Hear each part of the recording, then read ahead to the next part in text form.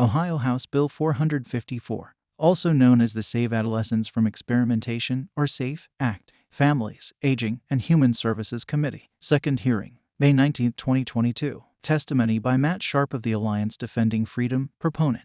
I will now bring forward House Bill 454 for its second hearing. And we're going to go slightly out of order. The chair would like to recognize Matt Sharp, representing the Alliance Defending Freedom.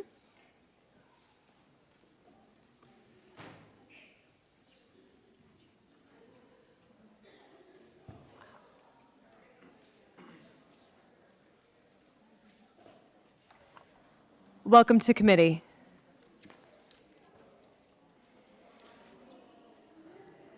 Thank you. Good morning, Chair Manchester, Vice Chair Cutrona, Ranking Member Denson, and members of the House Families, Aging, and Human Services Committee.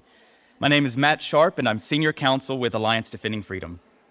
Every child deserves a natural childhood, one that allows them to experience puberty and other normal changes that shape who they will become.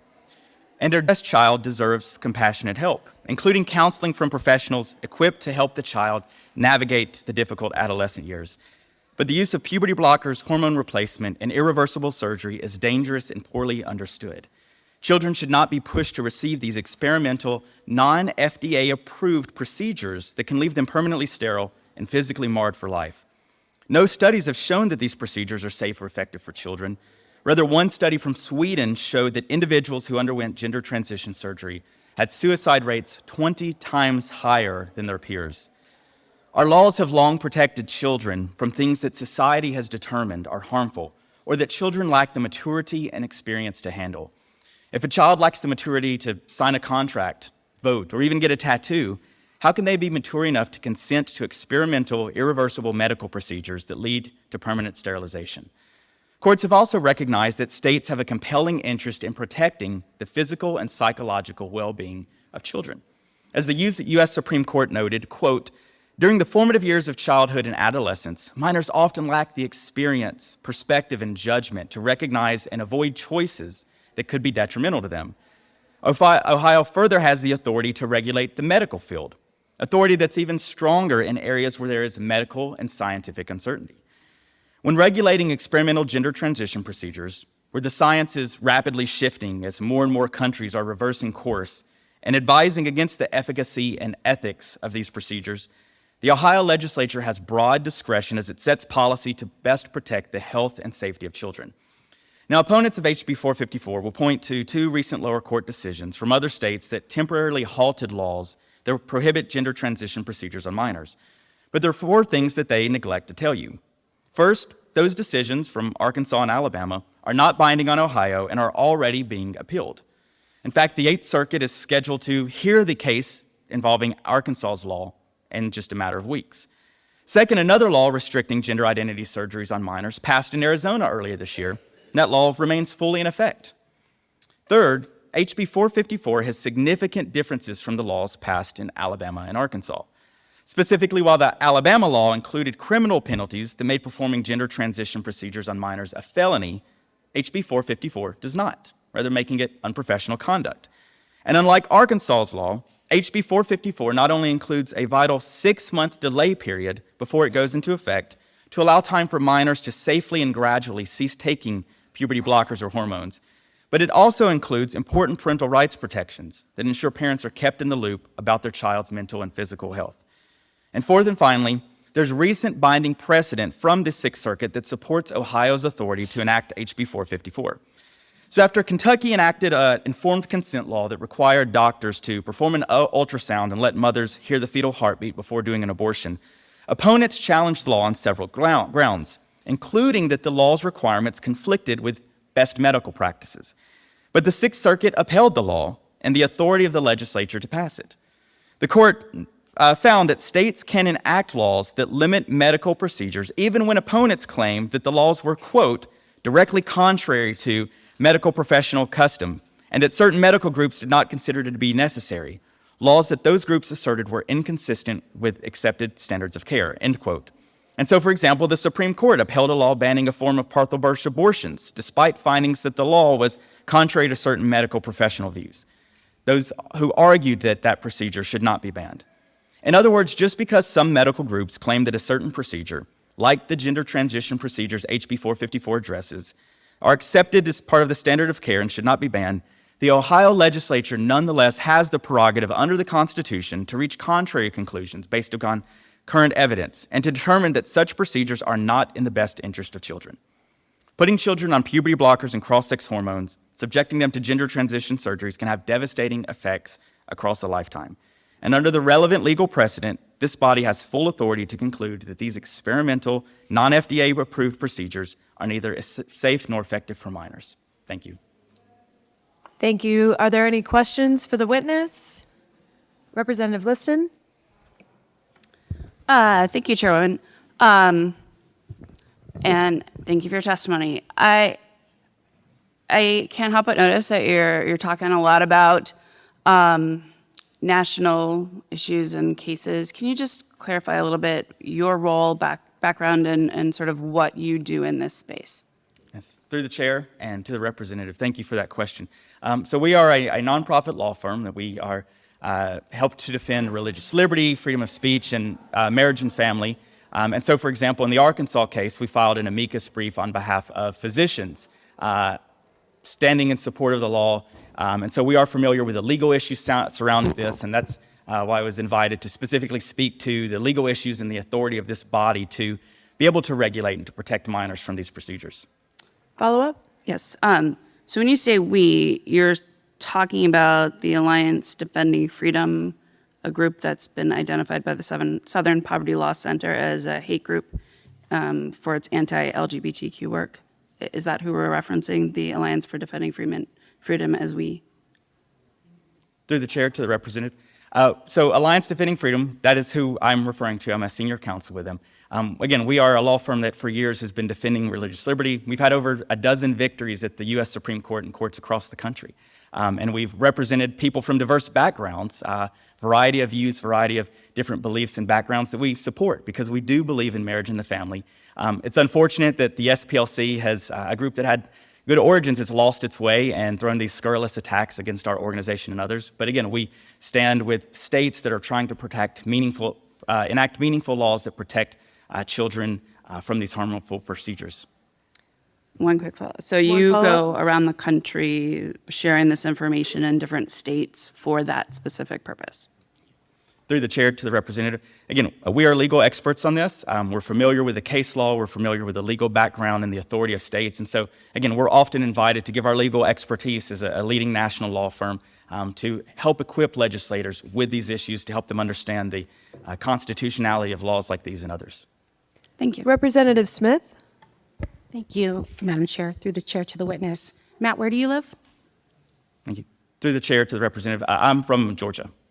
Thank Follow you. up? Yes.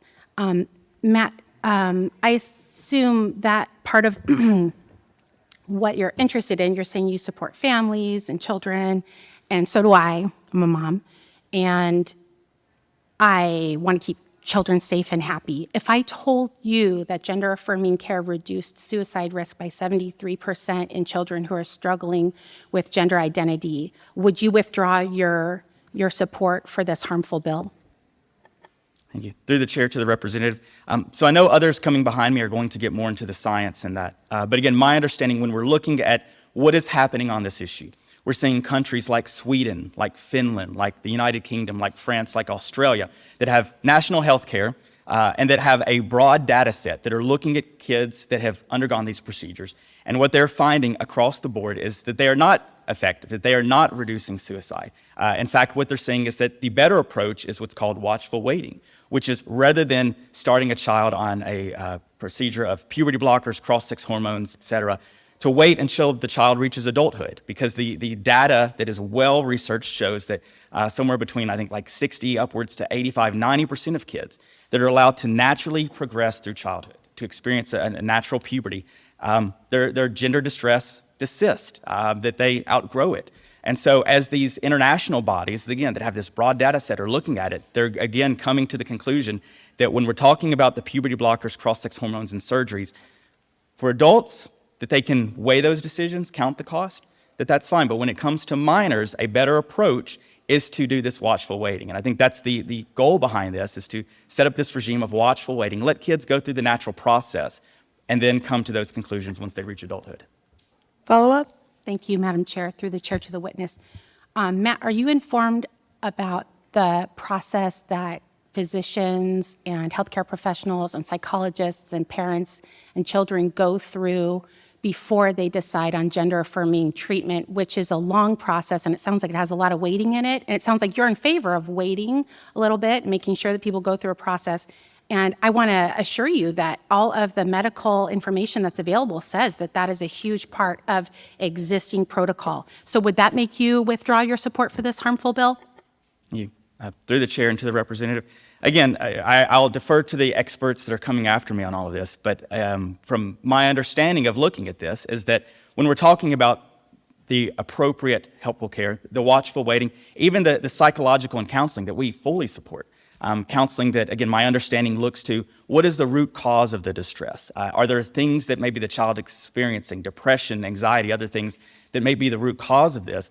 That again, the data is showing that those are proven effective again and again and again. Whereas when we're specifically talking about the things addressed by HB 454, the puberty blockers, the cross-sex hormones, that again, to my knowledge, there is no study that has shown that those actually reduce suicidality and some of those things, but rather it's the other forms that this bill fully allows that are better, more appropriate ways to address these issues with child. But again, I will defer to the experts, and I think those questions may be better addressed to them. Ranking Member Denson? Thank you, and thank you for being here and for your testimony today. I do find it somewhat troublesome that you are not from Ohio. We make a lot of decisions for Ohioans, and so you not being from here, but also understanding the work that you do is a little bit troublesome for me.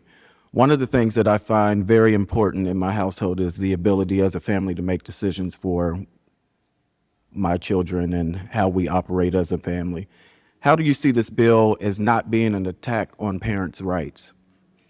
Thank you. Through the chair and to Ranking Member Denson. Again, I think when we're looking at the state's authority, and do states have the authority to regulate the medical profession? Again, no doubt about that. The Supreme Court has upheld that. Do states also have the ability to regulate and say there's certain medical procedures that we think are off limits, especially for minors? Yes, I think the legal authority backs that up.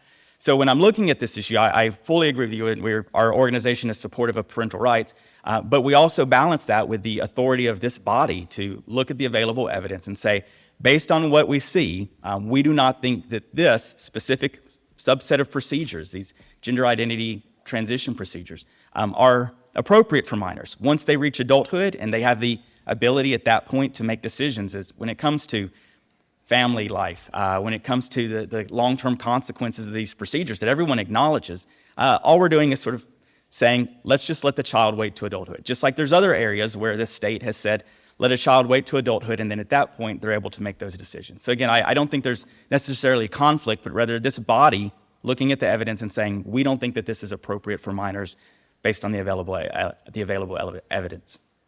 Thank you. Have a safe flight home. Representative Humphrey? Thank you, Madam Chairwoman. Mr. Sharp, thank you so much for being here and providing your testimony. I've got a couple questions for you. Sir, are you a doctor? Through the chair to the representative. No, I'm not. I'm an attorney, and that's why I am deferring to the medical experts that I know will come after me if you have more detailed questions about the medical and science behind it. Okay. Follow up? Yes. Thank you, Madam Chair. I just want to ask, I want to know, and you're not a doctor, and I understand that, but would you say that psychologically, complex psychological issues and medical issues are very complex? Would you agree that they're complex? Through the chair to Representative Humphreys, I would, but I would also, again, look to what people that are in this area, to other countries and their medical bodies that are looking at hundreds, if not thousands of children that are going through the system and the conclusions that they're drawing, and say, when we see that this large body of evidence and these other organizations are looking at this issue and saying, we don't think this is best for minors. I do think that is something that this body can take into account. And again, my role here is to say, does this body have the authority to look at that and make these determinations? And clearly under the relevant legal precedent, this body does. Follow up? Thank you, Madam Chair. The last question that I have for you, Mr. Sharp, would you say that this kind of simplistic bill, if you will, in my opinion, would you say that this kind of places a wedge between the client and the provider? Through the chair to the representative, not at all. In fact, this fully allows a child and their parents working with doctors, psychologists, and others to pursue a host of proven safe interventions for children facing distress over their gender. Again, this allows for counseling, this allows for psychotherapy, this allows for the watchful waiting and other approaches that these international bodies have looked at and said these are proven effective, these are proven helpful in helping children deal with this. What it's only doing is saying, based on the available body of evidence, when we're talking about these irreversible procedures, again, things that even the FDA says are not approved to use these puberty blockers and cross-sex hormones for these purposes, for the state to say, we think that is something that is better left to a child once they reach adulthood, once they have gone through puberty, once they can weigh the cost and benefits of all of this. At that point, they're allowed to pursue that. But prior to that, it's going to allow the child and their families and their doctors, counselors, and others to pursue a host of proven, safe, effective methods to help the child navigate these issues. Are there any additional questions? Representative Edwards? Thank you, Chairwoman, and thank you very much for your testimony. I'm not worried about your qualifications or your standards. Unfortunately, it's amazing how we don't hold the same for other committees and other people that testify.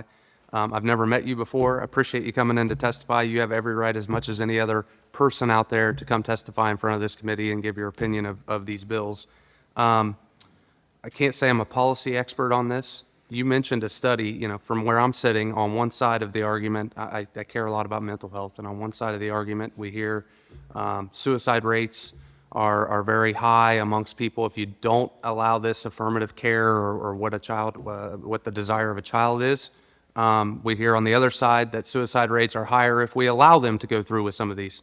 You quote a study in your testimony from Sweden of 20 times higher after a child or individual has underwent gender transition surgery. Can you provide that study to the Chairwoman Manchester, for the committee members to see that? And do you have any comment on that or any other studies that are maybe undergoing a study right now to show these rates? Through the chair and Representative Edwards, yes, I'd be happy to provide that. Again, it was looking at the study, and again, please accept my that I'm not an expert on the research side of this. But again, Sweden was, because they do have a national health system, that they are able to look at starting with an individual starting with these procedures and the surgeries and follow them along. And this is one of the things when people cite the studies, especially US ones, a lot of times what they're doing, they're looking backwards and they're talking to someone now and say, do you think what you went through before helped you? And when you talk to researchers about this, they say that's not effective. People that had good responses, that good outcomes, are going to talk to the researcher. People that had bad are probably not. And so what they point to is better studies are one that start with an individual at the start of the process and follow them all the way through to see what their outcomes were. And that's what this Swedish study did. It followed people over a 20-year time period that had undergone the surgeries and other gender identity procedures and looked at their outcomes compared to peers that had not. And that is where they saw this near 20 times higher rate of suicide. Another study that, again, I'm happy to provide, Dr. James Cantor, who's a psychotherapist, had looked at some of the articles coming out, for example, from the American Academy of Pediatricians that supports this. And he methodically took apart their science and was showing how the things that they're relying on have been undermined, that they weren't good research. And so it's another one that I would point to that really shows that some of the claims from opponents are not based on science. Rather, we do encourage this body, follow the science, dive into this issue, and look at the best research, look at the best, most methodical surveys and studies that have been conducted, and listen not to statements from medical or associations, but actually the underlying science. And when you do that, that is why, again, Sweden, Finland, UK, France, and others are looking at the underlying science and saying, this is not good policy, we're not going to support this. But I, again, would be happy to provide those to the chair and for the committee for their consideration. Representative Liston? Thank you, Chairwoman. A couple of clarifications. I know there's a study that you're talking about from Sweden from 2011, just to make sure we're all on the same page about that. That was a non-causal study of 300 people beginning in the 1970s. and was, sort of observational and really actually ignores the more recent studies that are 10 to 15 times the size that show improved outcomes in the U.S. So while you provide that study, I would hope you'd also provide the more recent studies upon which most of the professional organizations' recommendations are based. So, I'm going to ask if you do that, if you also provide those more recent studies. Through the chair and to the representative. Again, we're happy to provide any science. I would also, again, defer to those coming after me that are more researched in all of this as well. Case law, I'm very familiar with these. Again, I want to be respectful to those after me that know much more than me on the science and studies behind this. Absolutely, but you follow-up, do yeah. keep saying that this is what the majority of scientists think, and that your interpretation as a lawyer advocate is overriding the medical organizations that have come out strongly in favor of gender-affirming care. So to that end, do you have specific examples of these medical organizations that you're citing? Because you said the AAP, but the AAP is very much against this bill and very supportive of gender-affirming care. So we have pretty much every professional organization of, physicians strongly support gender-affirming care. So American Medical Association, the AAP, which is tens of thousands of pediatricians, American Psychiatric Association, and the World Professional Association on Transgender Health, all of them support gender-affirming care, which is banned in this bill. And this bill's language actually even says counseling and discussions would be banned if it's before the age of 18. So just to correct that, but are there organizations that you're referencing that you want to bring to our attention when you say follow the science?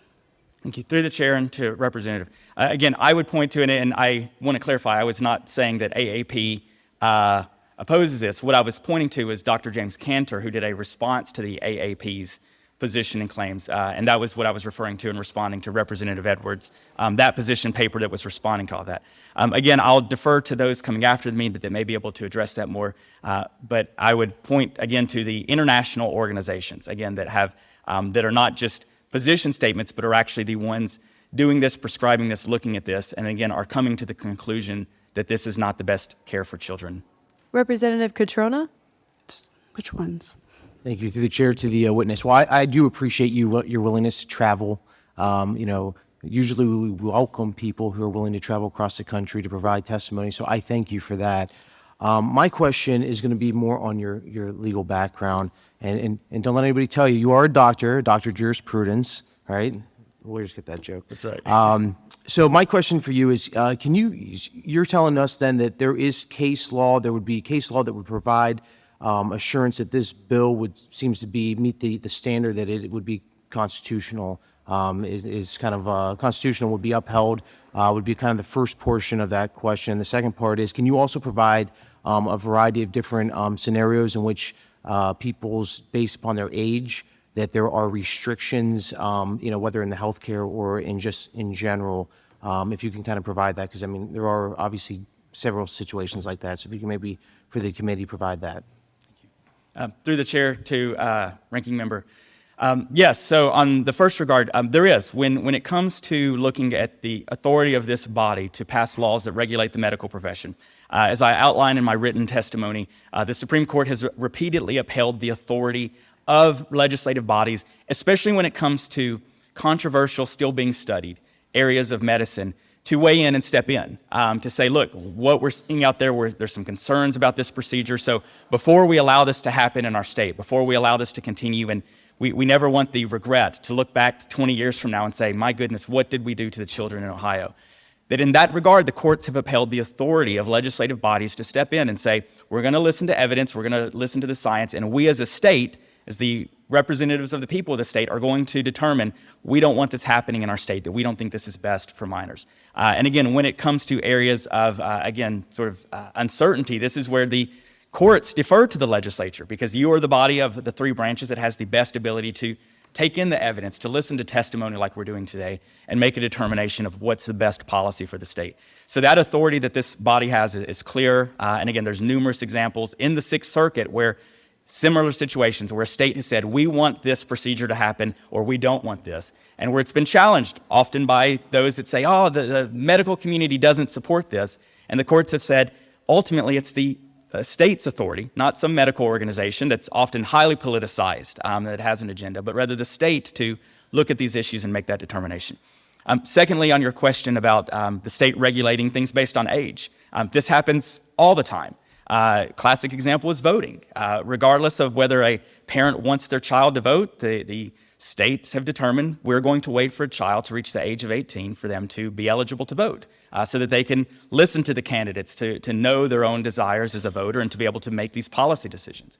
We do it in other areas, everything from contract, which is an attorney, in law school we studied earlier, the ability of a minor to void a contract because they're a minor and they didn't know any better. We look at things like alcohol and cigarettes and other things that legislatures look at and say, while an adult may have the ability to weigh the cost and benefits, minors don't. Again, as the Supreme Court noted, that a lot of times minors, because of their immaturity and inexperience, don't make wise decisions. And that's where the state steps in and says everything from, again, cigarettes, tobacco, driver's license, and other things like that. We wait until there's a certain level of maturity for individuals to make those determinations. And again, that's all the state is seeking to do here. We're not banning anything. We're just saying when it comes to minors, let's take that watchful waiting approach. Let's let them pursue other proven effective, safe methodologies to address some of this distress. And then once they reach adulthood, they can weigh the cost and make that determination for themselves. Are there any additional questions? Oh, and indeed there are. Representative Troy. Yeah, Madam Chair, just a very quick question. Mr. Sharp, I'm just curious, because this is a very complex subject, et cetera. Did you or the Alliance Defending Freedom have any involvement in the actual drafting of this proposed bill that's before the Ohio General Assembly? Thank you. Through the chair and to the representative. Not substantively, no. I think my understanding is the sponsor was taking from Arkansas and some of the other states that have looked at this and trying to find what is the best solution for Ohio and to protect the children here. Again, we do often get advised on just the legal issues and wanting to make sure it's constitutionally sound, and we're always happy to provide advice to legislators on whether a bill is constitutionally sound. Follow up? Yeah, Madam Chair. So in other words, you're saying that no, you're denying that there was any involvement by your organization in actually drafting this particular piece of legislation. Through the chair to Representative. Again, my understanding, if you look at this bill, it is based pretty largely on Arkansas's bill that was enacted last year. I think, again, as discussed, there are a few changes that were made to address some of the concerns and to add some additional protections there. Thank you. Through the chair to the representative. I don't actually know all the history of the Arkansas bill. My understanding is that they were consulting a lot of the experts in this field of the procedures and things like that. And so again, we have not been directly involved in drafting this one. We did not draft the Arkansas bill, but again, have provided legal expertise, and again, we're always happy to do that. Representative Smith. Thank you, Madam Chair. Through the chair to the witness. You're an attorney, so I'm going to ask you a legal question. Okay, we're going to use the expertise that you do have since you're not a physician or a medical expert. So I'm worried about some really broad language in this bill. You've talked a lot about medical treatments that involve, medication or actual physical,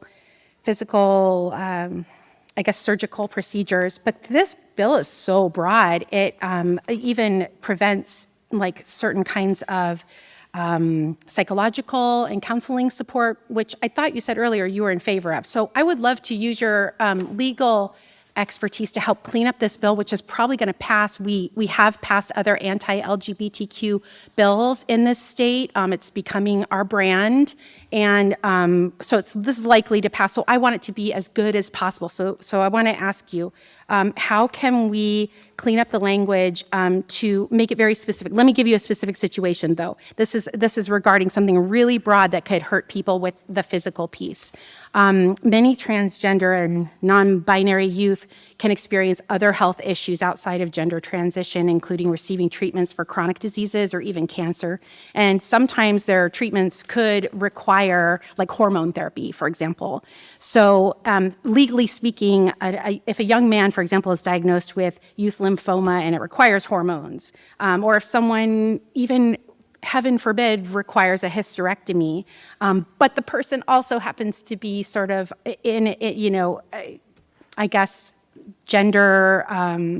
facing gender identity questions, wouldn't this law require insurance companies to deny treatment for the cancer treatment related to hormones? This just feels really broad and messy. So legally, how can we clean this up before we pass this anti-LGBTQ bill? Through the chair and to Representative Smith, thank you for that question. So first off, my reading of this is that it was actually, again, targeted to not anyone based on their identity. Again, this has nothing to do with the person's identity, but rather specific procedures, and specifically ones that have not been FDA approved. So you bring up the example of certain like hormones. A great example is, are there times when puberty blockers would be permitted under this bill? Yes, and an example is precocious puberty, so a child that has going through puberty earlier than is normal. And in that regard, that is a permissible, the FDA has approved puberty blockers for that regard, so that if you've got a 7, 8-year-old child that's beginning to experience precocious puberty, they would be allowed to take puberty blockers for that short duration of time until they reach a more normal age, and then at that point would be permitted to do so. And again, that is an FDA-approved use of those substances, something that this bill would fully allow, because under this bill, the only things that are specifically targeted are those procedures for the purpose of helping a person undergo a gender transition to begin identifying as the opposite sex, a different gender for what they do. So I think a lot of the hypotheticals you bring up would be resolved in that. Again, we're not broadly banning the procedures, but for specific purposes where they're non-FDA approved or where the science that, again, the experts that come after me can talk about, have shown that it has not been proven to be effective in helping children with the underlying issues. Follow up? Thank you so much, Madam Chair. Yes, I would like a follow-up. So in this, I'm embarrassed to tell you, I'm struggling to find the actual piece of legislation. I have the LSC nonpartisan analysis in front of me. But so you're saying that the standard is FDA approved. That's what's written in the bill. Could somebody help me, like a policy person? Is that what you're saying? I just want to understand like a very clear definition. So all FDA approved treatments would still be allowed when we pass this anti-LGBTQ law. Through the chair, to Representative Smith. So the bill doesn't specifically address it that way, but I was using that as an example of where the things that this bill is targeting, and so this is under the definition of gender transition procedures, that's talking about the surgeries, the use of the puberty blockers and cross-sex hormones, when done to alter or remove physical or anatomical characteristics or features that are typical for the individual's biological sex, or to instill or create a psychological or anatomical characteristic that present different from the individual's birth sex. Those are the things that the FDA has not approved those for the use of. It has approved it for other uses, and what this bill is doing is specifically focusing on those procedures for that specific purpose, not anything outside of that. So it's not directly tied to the FDA, but again, I was giving that as an example of something where this is drawing those lines and looking at the fact that the FDA has not approved these things for the purposes contained in this bill. Are there any additional questions for the witness? Representative Click.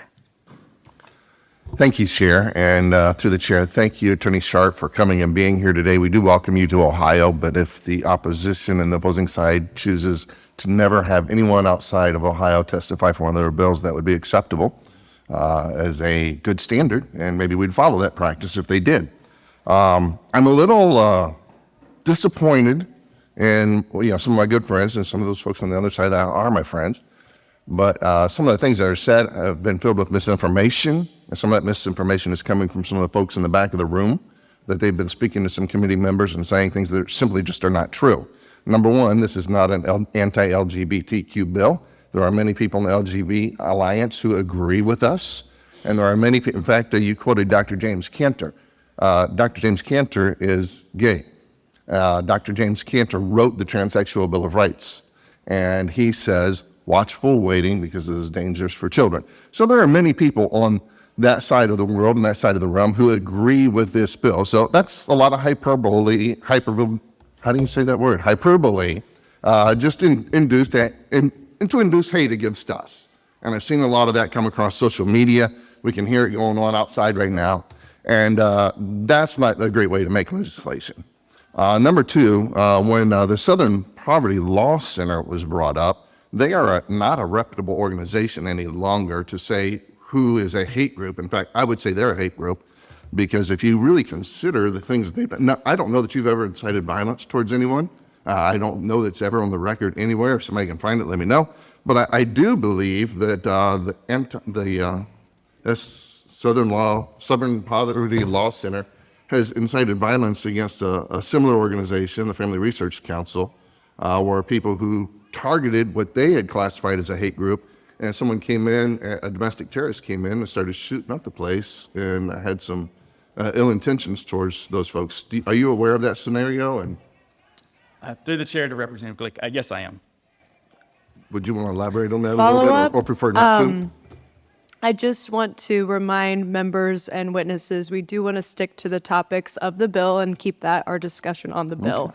So if there's a question pertaining to the bill, please feel free to ask. Well, that's fine. I'm just Thank trying to answer that, just the bad question that was asked there, and I can move on. That's easy.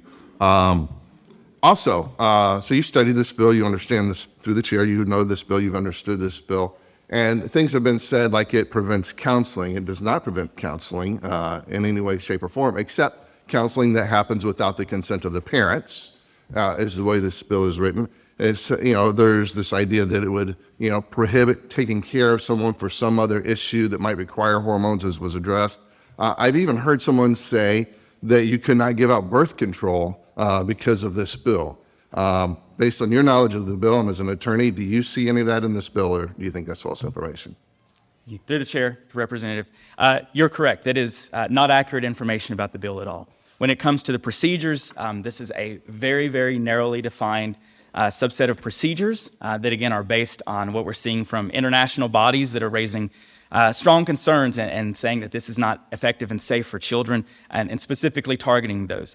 You also mentioned the counseling, and that's something our organization has also been involved with when it comes to making sure that parents are in the loop, that parents are included when it comes to counseling that is given to their child or when their child is undergoing this, because we think parents, above all else, should be part of that discussion, should be part of that process. And we actually have several cases ongoing where parents have been kept out of the loop. And so we really appreciated that aspect of trying to ensure that parents are kept in the loop when it comes to the counseling that, again, this bill allows, because as the experts after me can talk about, has been proven safe and effective. The psychotherapy, the counseling, helping children through that watchful waiting process. Representative Click, follow up? Yes, ma'am, please, thank you. And so it's been alluded to, and I've heard it as well, is that we are coming between parents and their children. I think you addressed that fairly adequately. However, I think that sometimes the parents have a presumption that if it's legal, it's safe. And so in this sense, and there are many parents who've been fed false information, they've been intimidated and manipulated because they've been told if you don't affirm your child's dysphoria, that your child's going to commit suicide. And so they get intimidated by those in the medical profession. And so as we pass laws like this, we are protecting parents from misinformation and from procedures that are actually dangerous for their children. Would you agree with that statement and care to elaborate on that, sir? Thank you. Through the chair and to Representative. We've definitely, I think there's stories that are out there that this committee can take notice of parents who were pressured to consent to these procedures for the minors, that were told that if they didn't do this, their child would commit suicide, which is something we can all agree is terrible. And that's why, again, many in the medical community are saying we want to help children dealing with gender distress. We want to provide them counseling and can actually point to the studies showing that counseling, that watchful waiting of helping children address these issues is proven safe and effective. And so what we're ultimately doing is the state is, again, looking at all of the evidence and saying, all we're doing is saying for minors, when it comes to this very targeted subset of procedures, we're just saying, let's wait till we reach adulthood. Let's wait until you personally can weigh the cost and benefits of all of this and make that decision for yourself at that point in time. Are there any additional questions for the witness? One more follow-up from Representative Click. Thank you, Chair. Through the Chair to Attorney Sharp, again, thank you for taking the time to be with us today. Has it been your experience that even professional organizations can be subject to intense lobbying and perhaps make decisions that are based on the pressure that they receive from lobbyists and from folks like those outside chanting and so forth that alter their view or their decisions on certain things such as this? Through the chair to the representative, yes. In fact, there was another case out of the 11th Circuit Court of Appeals dealing with a Florida law that was trying to ban certain counseling like this that was proven safe and effective because they opposed it. And the 11th Circuit Court of Appeals, looking at it, was citing to some of the statements from professional organizations that were supporting these bans on, again, talk therapy and psychotherapy that this bill allows. And they said, look, these are often ideological organizations, and actually went through the history of how many of these organizations had flipped-flopped back and forth on issues. And again, that's why it's ultimately the legislature that's in the best position to take all of this in, listen to the experts on all sides. I really do encourage that. We think this body should follow the science in all of this. But again, many of these organizations, they do have a political agenda, and that's why take it all in, weigh it, follow the science, and ultimately, again, we then conclude that these are not harmful, or these are harmful for children and best left until they reach adulthood. Are there any additional questions for the witness? Seeing none, thank you very much for your time today. Thank you, We Madam Chair. appreciate Thank you. it.